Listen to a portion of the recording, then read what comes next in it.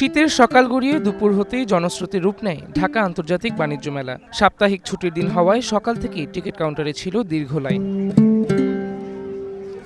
নারীদের পছন্দের তালিকায় শীর্ষে ছিল কসমেটিক্স, ঘর সাজানোর সামগ্রী এবং ক্রোকারিজ পণ্যের স্টলগুলো। আকর্ষণীয় সব অফারে ক্রেতাদের আকৃষ্ট করতে ব্যস্ত সময় পার করছেন বিক্রেতারা। কেনাকাটা করছি, মেলা অনেক সুন্দর, জমতে অনেক ডিসকাউন্ট পেয়েছি সবকিছুতেই। খুবই ভালো লাগছে। ঘুরছি, এখনো পর্যন্ত কেনাকাটা এখনো হয় নাই, কিন্তু করব, কিন্তু আশা করছি ভালো লাগছে এবার আর কি। বাদ যায়নি ফার্নিচার কিংবা ইলেকট্রনিক্স পণ্যের প্যাভিলিয়নগুলো। স্বাদ আর সাধ্যের মেলবন্ধন ঘটাতে দোকান থেকে দোকানে ঘুরছেন ক্রেতা ও দর্শনার্থীরা। আসলে দিকটা অনেক সুন্দর, আজকের এই পরিবেশটাও আসলে অনেক সুন্দর করেছে। মেলায় এসে অনেক ভালো লাগতেছে, তবে আজকে শুক্রবার দেখে ভিড়ের পরিমাণটা অনেক বেশি। কেনাকাটার পাশাপাশি বিভিন্ন রাইডে চড়ে বিনোদনের ছোঁয়া নিতে মেলায় এসেছে শিশুরাও। আর ক্লান্তি মেটাতে ভোজনপ্রেমীদের আড্ডায় মুখর ছিল বিরিয়ানি থেকে শুরু করে ফাস্ট ফুড কিংবা তুর্কি রেস্টুরেন্টের স্টলগুলো।